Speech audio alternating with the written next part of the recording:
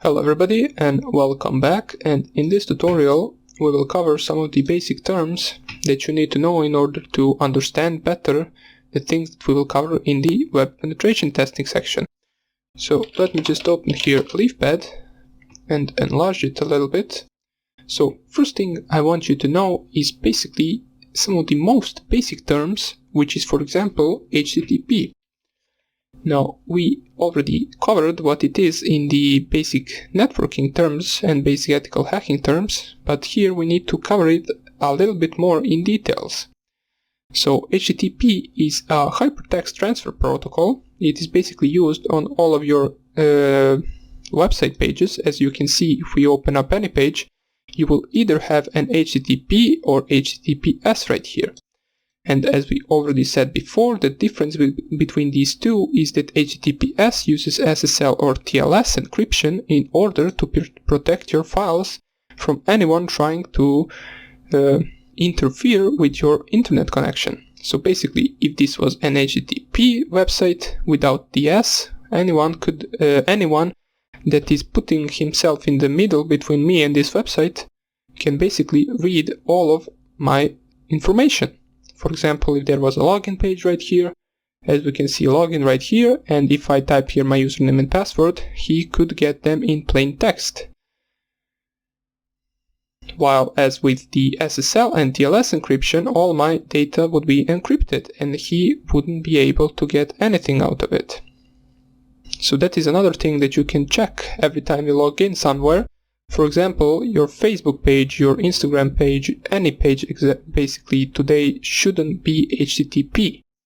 If you open up a page, for example, for Facebook, and it says right here only HTTP, it is most likely going to be a fake Facebook page and someone is phishing for your credentials.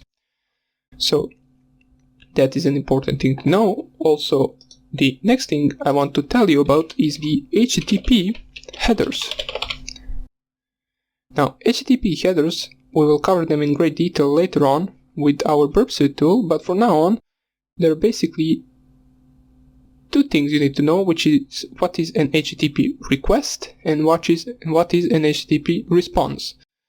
We will cover the HTTP request right now, so let me just open up a picture that I downloaded, which is basically request header. It will show you how HTTP header request looks like, and we will cover some of the parts that it shows. So basically, let us just open this picture first. Here it is. This is a typical HTTP header, request header.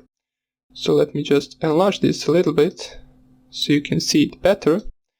As we can see, there are a few stuff right here that we need to know about. First of all, what is the HTTP request? Well, HTTP request is basically every time you type here google.com on your, for example, Firefox, you just open here and type here google.com, it will perform an HTTP request for this page. Now, what I mean by that is we as clients request a page and the server sends us back the page with the HTTP response. And that page contains the HTML, the HTTP response, and so on and so on. Now, well, basically, HTTP request has some of the options right here that I will explain right now. The get, as you can see, the get part right here is a method, HTTP method, which basically references to the website that we tried to search. So if we try to search google.com, right here it would type get google.com, since we tried to get that website. So it is simple as that. You just translate this into English and basically just ask to get that page from the server. The protocol right here, as you can see, which is HTTP 1.1, is just a current version of HTTP, and the path, as we can see right here, is the current path that we searched.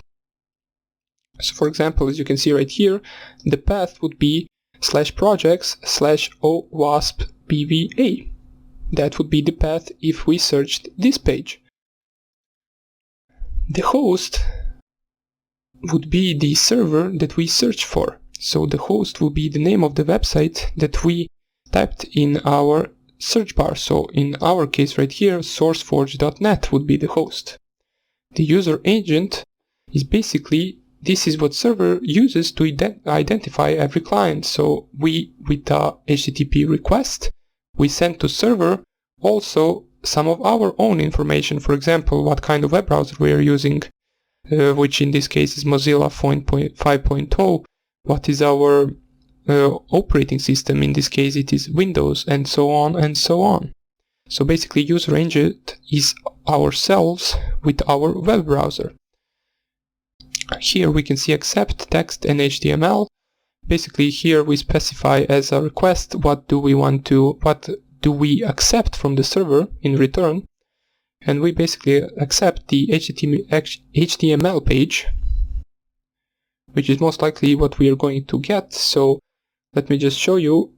The HTML is basically a code that you use to write these websites. You can check out the HTML code of every page with right click on the page and check the source code.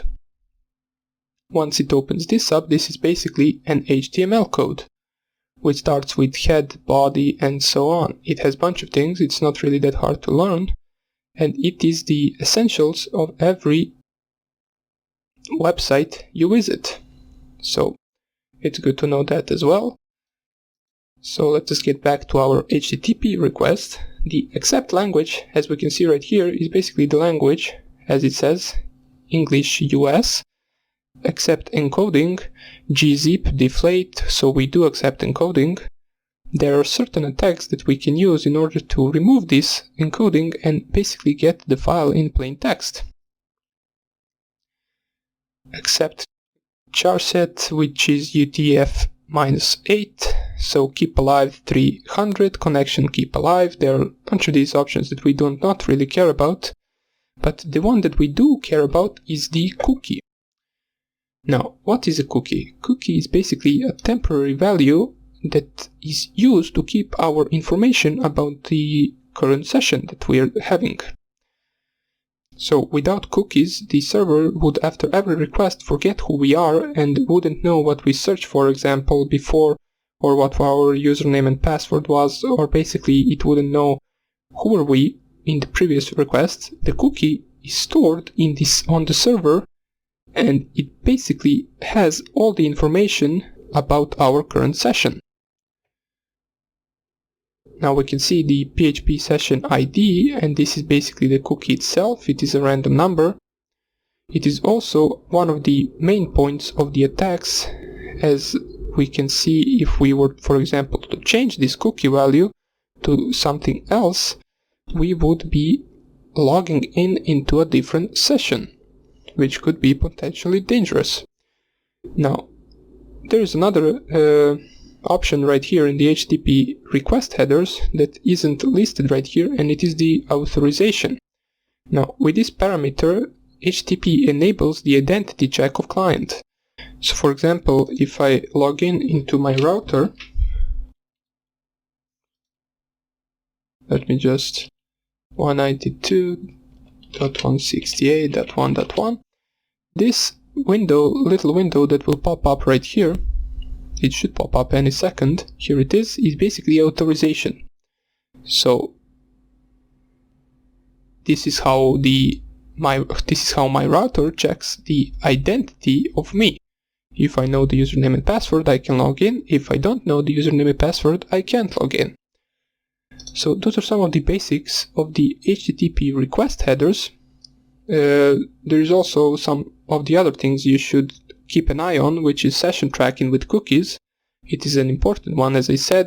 Also HTML, you need to know what HTML is, which most likely you do. It is a code that is basically used in order to create websites.